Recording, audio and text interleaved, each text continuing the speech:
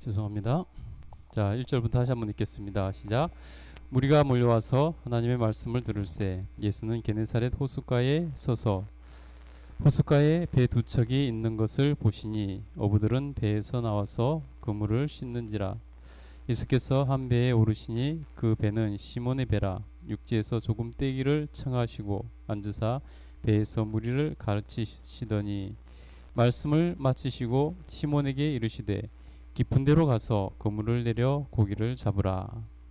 시몬이 대답하여 이르되 선생님, 우리들이 밤이 새도록 수고하였으되 잡은 것이 없지만은 말씀에 의지하여 내가 그물을 내리다 하고, 그렇게 하니 고기를 잡은 것이 심히 많아 그물이 찢어지는지라.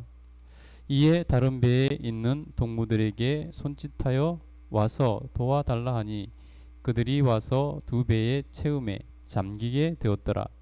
시몬 베드로가 이를 보고 예수의 무릎 아래에 엎드려 이르되 주여, 나를 떠나소서, 나는 죄인이로소이다 하니, 이는 자기 및 자기와 함께 있는 모든 사람이 고기 잡힌 것으로 말미암아 놀라고 세베대의 아들로서 시몬의 동업자인 야고보와 요한도 놀랐습니다.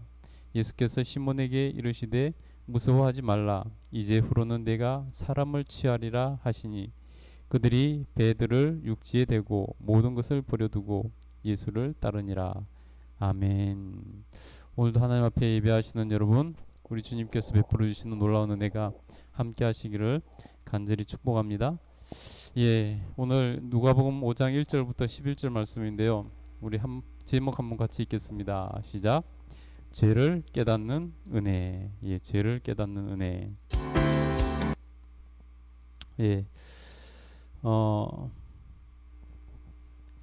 우리가 하나님 앞에서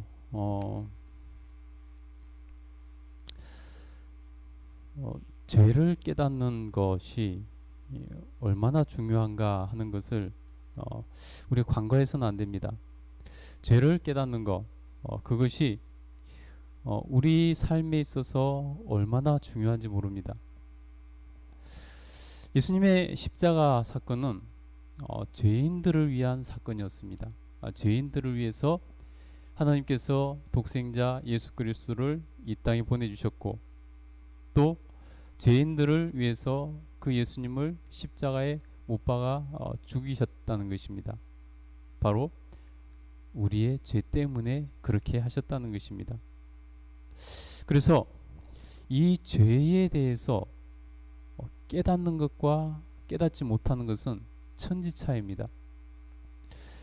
여러분이 죄인이라는 사실을 알고 계십니까?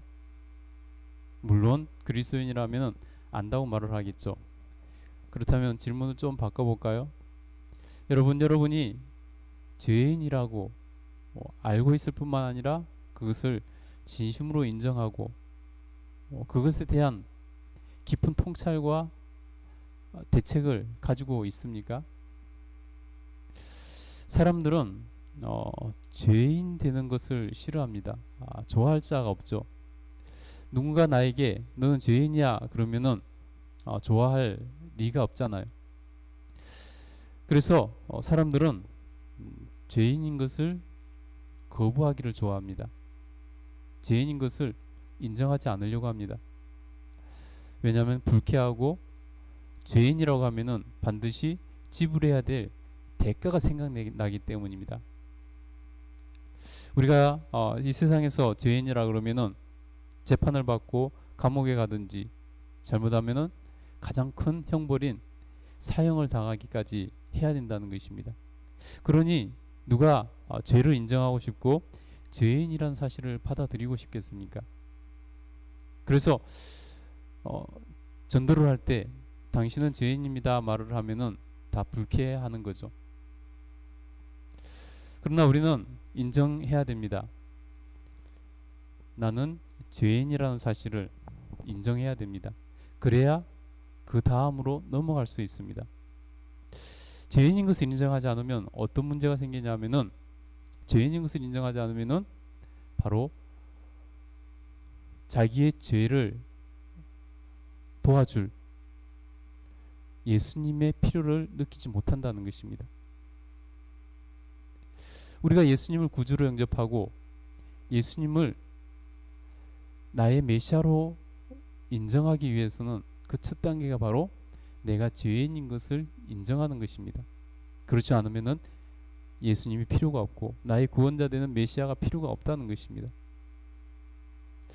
그래서 우리는 죄에 대해서 분명한 개념을 가지고 나와 죄와의 관계를 분명히 알고 그 죄의 문제를 해결하는 방법도 분명히 알아야 된다는 것입니다.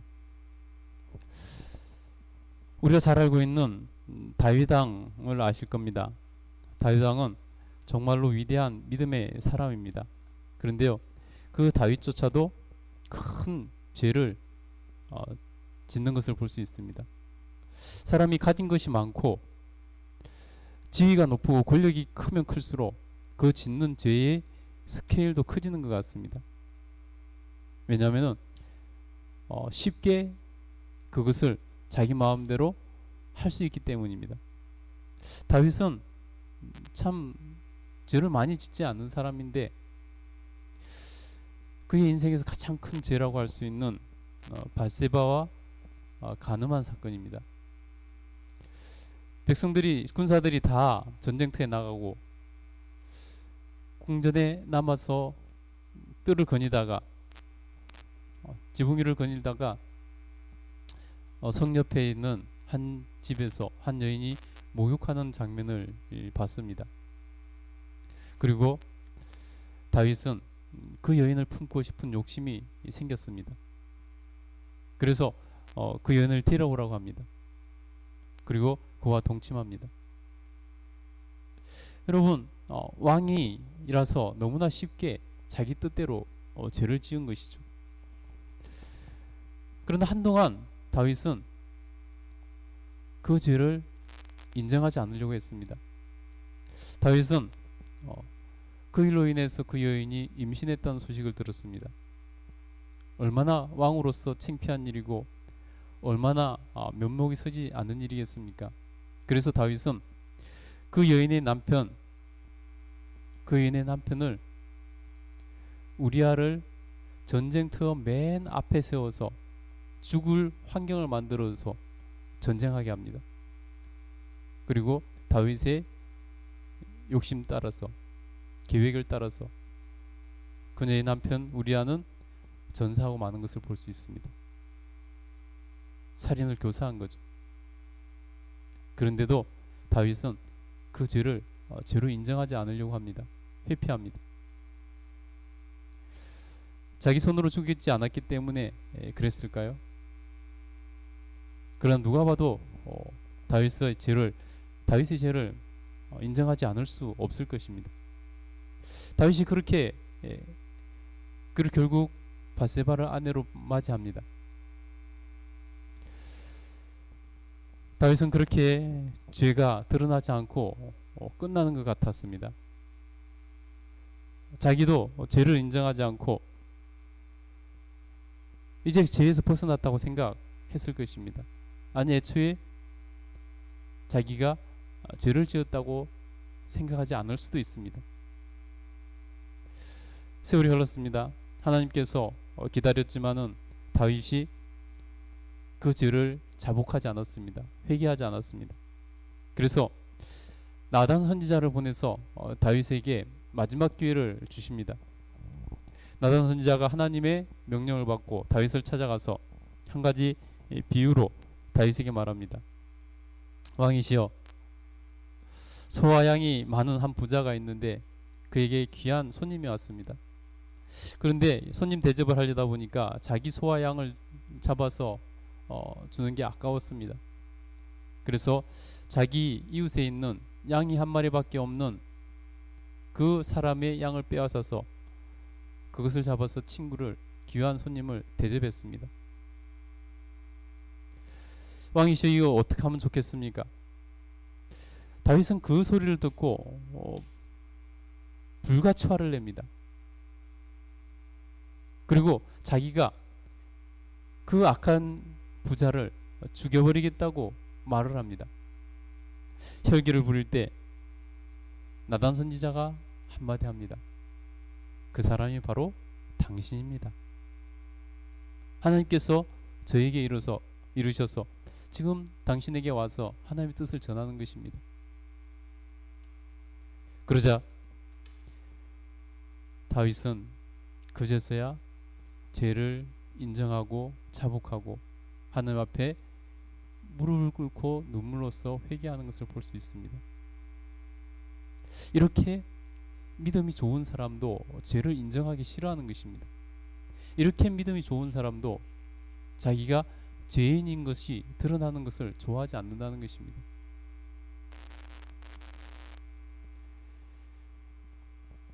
그러니 죄를 객관적으로, 내가 지은 죄를 객관적으로, 내가 죄인인 것을 객관적으로, 또 이 죄의 무게를 내가 해결할 수 없다는 것도 객관적으로 보지 않으려고 한다는 것입니다. 오늘 본문에 보면은 베드로가 나옵니다. 예수님께서 어느 날 갈릴리 바다로 오셨습니다. 한 무리가 예수님을 따라왔습니다. 예수님께서는 그들에게 가르치시려고 그 갈릴리 호숫가에 밤새도록 고기잡이를 하고 이제 피곤한 몸을 이끌고 내일 고기잡이를 위해서 그물을 싣고 있는 사람들을 보았습니다. 그 사람들 중에 한 사람에게 부탁을 합니다. 잠시 배를 좀 무태서 띄워달라고 부탁을 하셨습니다. 무리들에게 복음을, 하나님의 나라를 잘 선포하시기 위해서 무태서 잠시 배를 조금만 띄워달라고 부탁하신 것입니다. 밤새도록 고기를 한 마리도 잡지 못하고 지치고 피곤해 있는 베드로는 예수님의 그 부탁을 받고 흔쾌히 들어줍니다. 예수님께서 말씀을 마치시고 나서 베드로에게 말씀하십니다. 깊은 곳에 가서 그물을 내리라. 베드로는 피곤해 죽겠는데, 밤새도록 고기가 안 잡혔는데, 이제 고기가 잡히는 시간도 아닌데, 깊은 곳, 더군다나 깊은 곳에 고기가 활동하지 않는 시간인데 깊은 곳에 가서 그물을 내리라고 하십니다. 고기잡이 전문가인 베드로가 그러나 뭔가에 이끌려 예수님 말씀대로 깊은 곳에 가서 그물을 내렸습니다. 그랬더니 그물이 찢어질 듯이 잡히는 것입니다. 자기 혼자 감당이 안 돼서 옆에 있는 사람에게 부탁해서 와서 도와달라고 합니다. 고기가 얼마나 많이 잡혔던지 2배에 가득해서 배가 가라앉을 지경으로 많이 잡혔다는 것입니다. 베드로는 밤새 고기를 한 마리도 못 잡고 마음이 울적해 있었는데 지금 대박이 난 것입니다. 그러면은 베드로는 너무 기분이 좋아서 춤을 춰야 되는 상황 아니겠습니까? 그런데요, 베드로는 그 상황에서 그렇게 하지 않습니다. 베드로는 그곳에서 그 모든 것을 기뻐하는 것으로 끝나는 것이 아니라 그 상황에서 예수님을 만나고 영안이 열려서 자기가 죄인인 것이 보이더라는 것입니다. 하나님 앞에 서니까, 예수님 앞에 서니까 자기가 죄인인 것이 보였습니다. 그래서 그는 예수님의 무릎 아래에 땅에 납작이 엎드려 예수님께 부탁을 드립니다. 주여, 나를 떠나소서. 나는 죄인이로소이다. 주님, 나는 죄인이라서 당신 면전에 있을 수가 없습니다. 나를 떠나십시오. 라고 말을 하더라는 것입니다. 여러분, 그리고 베드로는 그 고백으로 자기가 죄인인 것을 깨달았을 때 예수님과 관계가 시작됩니다. 예수님께서는 베드로에게 말씀하십니다. 이제 베드로야, 이제 사람을 낚는 어부가 되라. 나를 따르라. 라고 말씀하십니다. 여러분, 베드로는 나중에 성령 충만해서 사도행전 2장 36절에 보면요, 너희가 십자가에 못 박은 이 예수를 하나님이 주와 그리스도가 되게 하셨느니라. 예수님이 어떤 분인가 백성들 앞에서 고백을 했습니다. 너희가 십자가에 못 박은 이 예수님을 하나님이 주와 그리스도가 되게 하셨느니라. 그러자 이 말을 들은 유대인들 사이에서 또 기적이 일어납니다. 그 안에 죄책감이 일어났습니다. 그래서 그들은 베드로의 말을 듣고 뭐라고 말합니까? 우리가 어찌할꼬 죄를 깨닫게 되는 것입니다. 여러분, 복음 앞에 서면은, 예수님 앞에 서면은 우리는 죄를 깨닫게 됩니다. 죄인이라는 사실이 깨달아지는 것입니다. 인정하게 되는 것입니다. 내가 죄인이라는 것이 인정하는 것이 힘들고, 내가 죄를 지은 것이 고백하기가 힘들다면은 그 사람은 정말로 예수님을 만났는지 의심해 봐야 되는 것입니다. 그래서 죄를 깨닫는 것이 거듭남의 시작입니다. 죄를 깨닫는 것이 믿음의 시작입니다. 아까도 말씀드렸지만은 죄를 깨닫지 못하면 내가 죄인이란 사실을 알 수 없고, 내가 죄인이란 사실을 인정하지 않으면 나에게 메시아는 필요성을 느끼지 못하고 예수님을 구주로, 메시아로 인정하고 받아들이지 못하게 된다는 것입니다. 그래서 우리에게 죄를 깨닫는 것이 믿음의 시작입니다. 죄를 깨닫는 것이 구원의 시작입니다. 죄를 깨닫는 것이 천국으로 가는 그 구원의 여정의 출발점이라는 것입니다. 그래서 십자가의 능력은 우리로 죄를 깨닫게 하는 것입니다. 자신이 얼마나 큰 죄인인가를 깨닫는 것이 바로 십자가의 능력이라는 것입니다. 여러분, 우리가 믿음의 본질로 돌아가서 하나님 앞에서 얼마나 큰 죄인인지 자기 자신을 돌아보고 고백하고 마치 죄인이 아닌 것처럼 살지 말고, 내가 정말 죽을 수밖에 없는 죄인인데 그런 나를 위해서 예수님이 대신 죽어주셨구나. 그래서 늘 감사하고 늘 하나님께 고백하고, 그런 영광스러운 은혜를 주신 하나님께 늘 이름을 높여드리고, 이제 나는 예수님의 이름으로 살아가는 존재구나, 예수님의 능력으로 살아가는 존재구나, 예수님 없이는 살 수 없는 존재구나, 그런 고백을 하고 살았으면 좋겠습니다. 그래서 하나님 앞에서 우리가 그런 고백을 할 때 베드로처럼 하나님 앞에서 쓰임받을 수 있고, 우리가 그런 고백을 할 때 새로운 삶이 우리 안에서 펼쳐질 수 있다는 것입니다. 만약에 베드로가 그 순간에 예수님께 죄인임을 고백하지 않았다면은 그는 그냥 이름 없는 어업으로 인생이 끝났을 수도 있습니다. 그러나 그가 죄인인 것을 깨닫고 죄를 고백하고 예수님 앞에 바짝 엎드려서 두려워할 때 그는 예수님께 선택을 받았고, 그는 역사를 바꿔놓는 위대한 사람이 됐다는 것입니다. 저와 여러분이 바로 그곳에 주목해야 됩니다. 저와 여러분이 베드로처럼 죄를 깨닫고 하나님 앞에 죄인임을 고백하고 두려워 떨며 하나님 앞에 서야 되는 것입니다. 죄를 지어도 정말 아무 감각 없이 오늘도 그냥 내가 죄 좀 지었네, 이렇게 해서는 안 된다는 것입니다. 그렇게 해서는 예수님의 십자가의 능력을 경험할 수 없고 예수님의 십자가의 능력을 체감할 수 없다는 것입니다.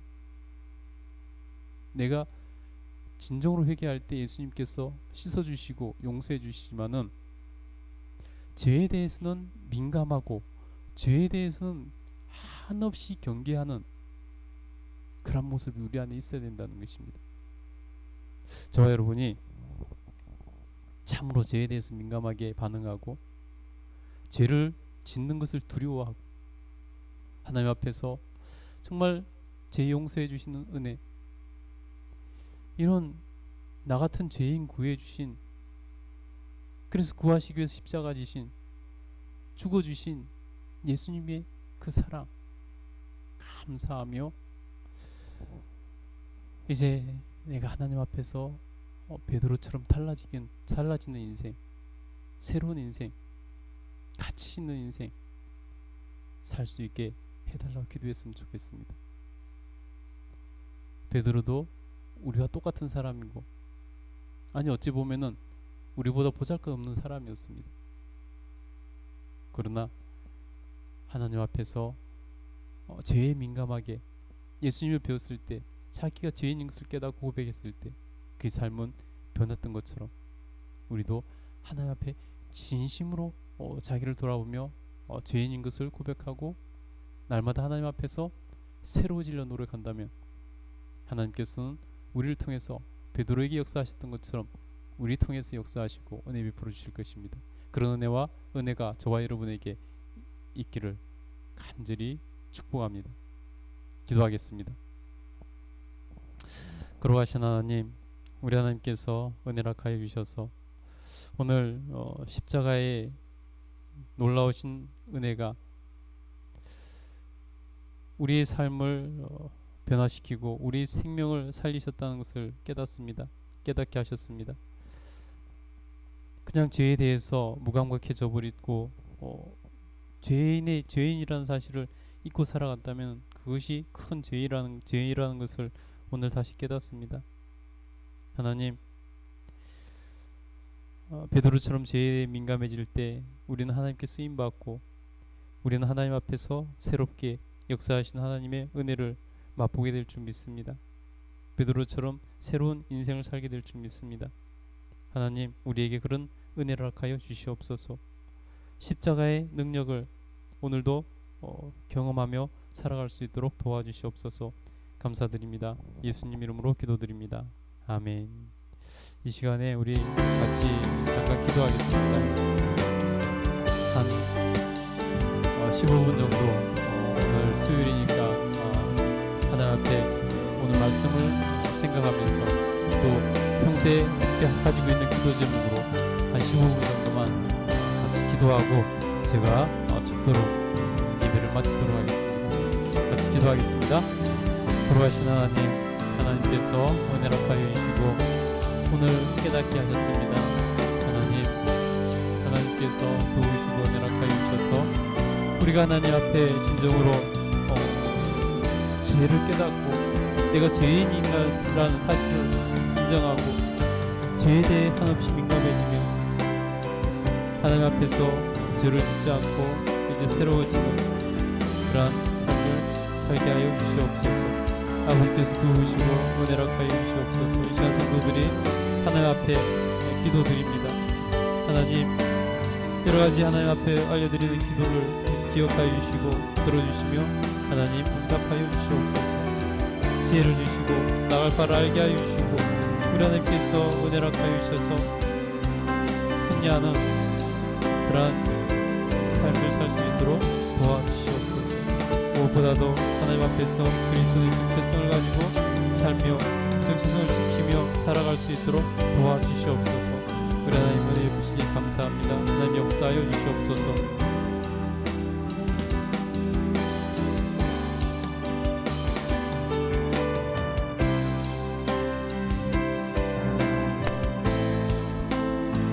여러분 계속 기도하시기 바랍니다. 50분까지 계속 기도하겠습니다.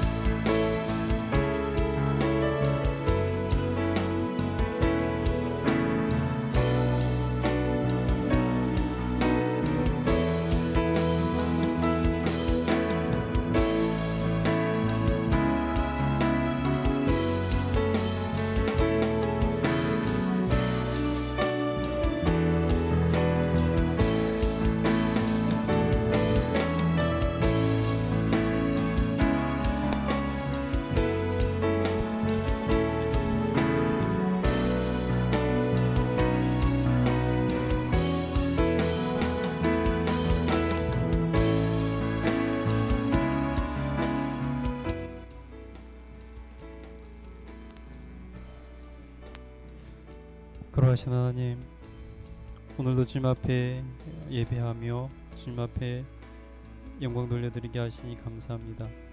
예배하는 심령들이 하나님을 기쁘시게 해드리려고 하는 마음으로 적극적으로 예배하게 하시고 늘 하나님께 영광 돌려드리며 또 주님께서 은혜를 주실 땐 받아 누리는 그러한 저희들 다 되게 하여 주시옵소서. 오늘 죄를 깨닫는 것이 우리에게 얼마나 중요하고 또 큰 은혜인지를 알았습니다. 죄는 싫지만은 그것을 깨닫지 못하면은 믿음도 없고 구원도 없다는 것을 알았사오니 하나님 앞에서 분명히 죄 고백을 하고 하나님 앞에서 분명히 예수 그리스도를 구주로 영접하고 분명히 하나님 나라 오일을 구하며 죄를 미워하는 삶을 살게 하여 주시옵소서. 그래서 베드로가 주님 앞에서 죄 고백을 통해서 그 삶이 완전히 달라졌던 것처럼 우리 삶도 완전히 달라지게 하시고 우리 하나님께 큰 영광 돌려드리게 하여 주시옵소서. 감사드립니다. 주님께 모든 영광 돌려드립니다. 예수님 이름으로 기도드립니다. 지금은 우리 구주 예수 그리스도의 그 크신 은혜와 하나님 아버지의 무한하신 사랑과 늘 함께 하시면서 지키시고 보호하시고 인도해 주시는 성령님의 놀라운 은혜가 주님을 사랑하는 주의 백성들에게 영원토록 함께 하시기를 간절히 축원하옵나이다. 아멘.